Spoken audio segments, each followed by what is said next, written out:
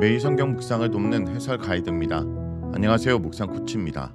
함께 읽고 나눌 말씀은 열왕기하 12장 1절에서 21절까지 말씀입니다. 요아스는 남유다 왕이 된 후 요야다 제사장을 통해 종교개혁을 단행하는데 제일 먼저 여호와와 백성들이 다시 언약을 맺어 이스라엘 백성들이 하나님의 백성으로 돌아오게 합니다. 바알 신전과 우산 제단을 깨뜨리고 바알 제상을 죽여 유다 땅에서 바알 숭배를 없앱니다. 남유다는 다윗 왕조를 회복하고 여호와 신앙을 회복합니다. 이 종교개혁은 아마샤에 의해 계승됩니다. 1절에서 3절은 요아스 등급 공식과 평가입니다. 이 단락은 요아스의 등급 공식으로 요아스는 예후 제7년에 유다의 왕이 되어 40년간 통치합니다. 40년간의 통치는 상당히 긴 기간으로 다윗, 솔로몬, 여로보암 2세가 40년 정도 다스렸습니다. 요아스의 어머니는 시비아로 브엘세바 사람입니다. 요아스는 제사장 요야다가 가르치는 동안에 여호와 보시기에 올바르게 행했습니다. 요야다가 요아스의 스승이자 보호자 역할을 하였음을 뜻합니다. 아쉬운 것은 산당을 제거하지 않아서 백성들이 계속해서 산당에서 제사를 드리고 분향했다는 점입니다. 여호와께 제사 드리는 것은 오직 여호와께서 지정하신 성전과 지방 성소에서만 할 수 있었습니다. 따라서 산당은 주로 우상에게 제사하고 분향하는 곳으로 사용되었습니다. 이것이 열왕기 본문이 산당을 항상 부정적으로 말하는 이유입니다.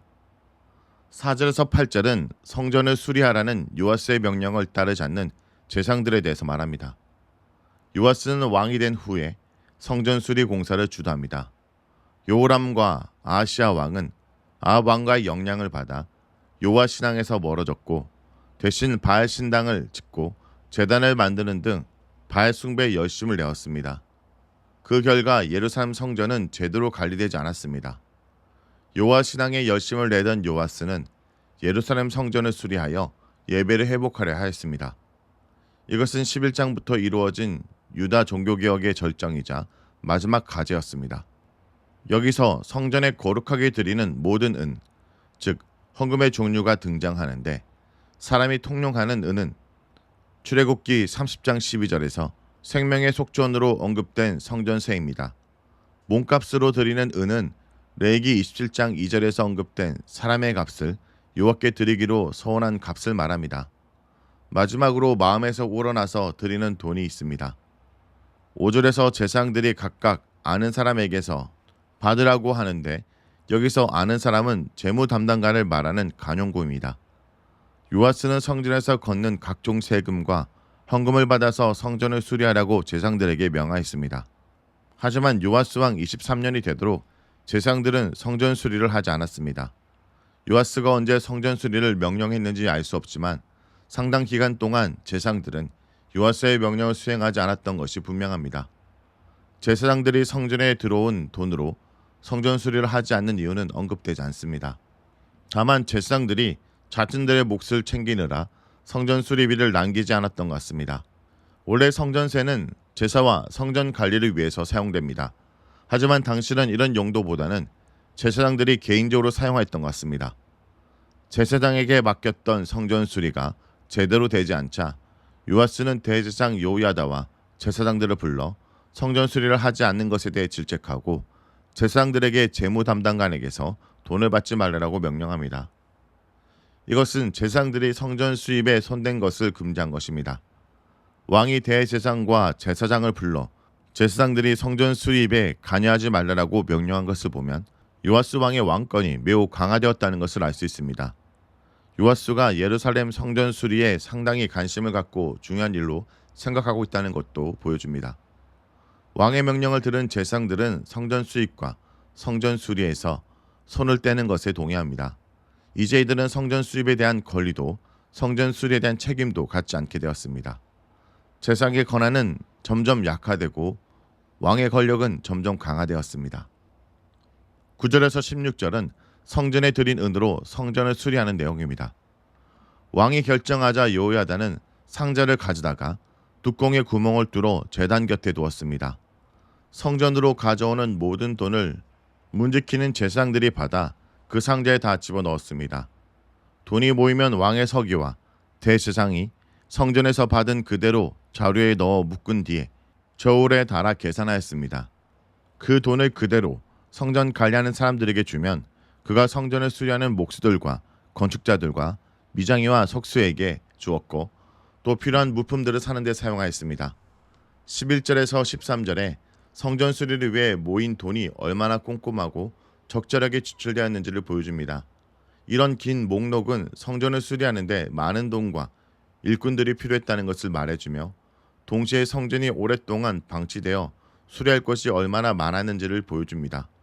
13절에서 14절에 성전돈은 수리 이외의 용도로 사용되지 않았다는 점을 강조하고 있습니다.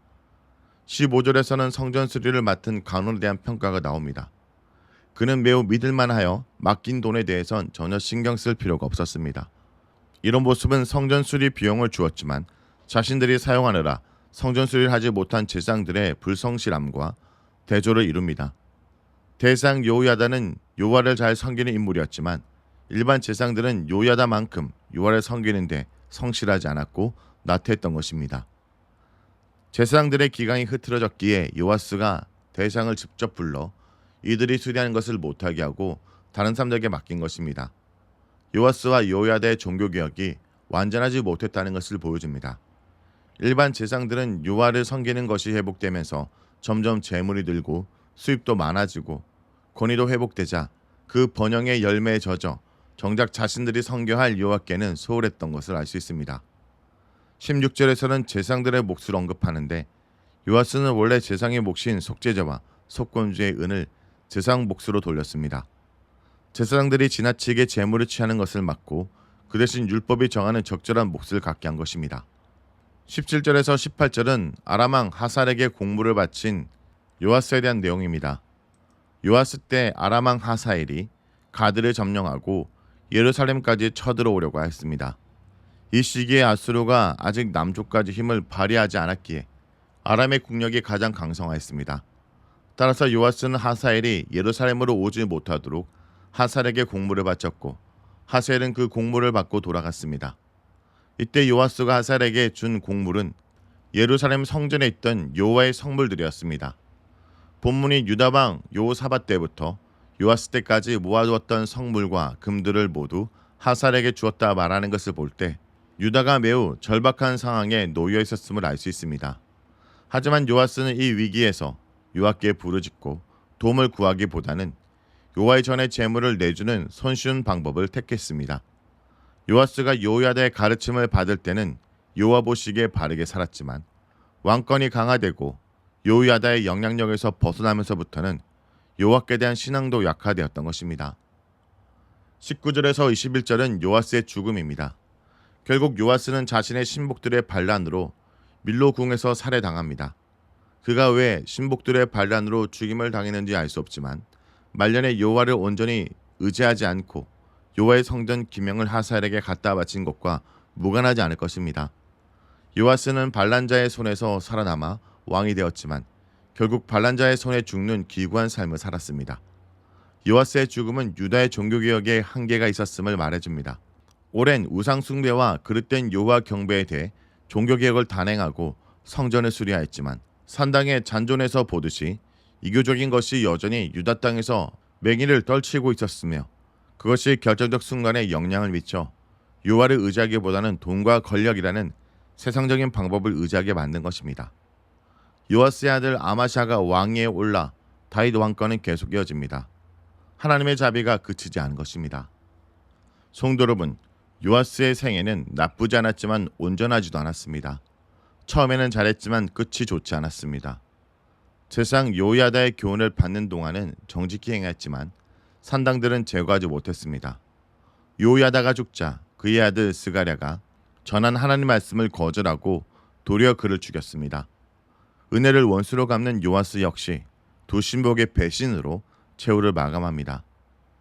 하나님 말씀을 듣지 않을 때 하나님의 길에서도 떠나게 된다는 것을 잊지 말아야 됩니다. 말씀을 놓고 기도하겠습니다. 주님, 주님의 은혜로 여기까지 왔다는 것을 잊지 않게 하여 주옵소서. 인생의 주인이 내가 아니라 주님인 것을 잊지 않기 원합니다.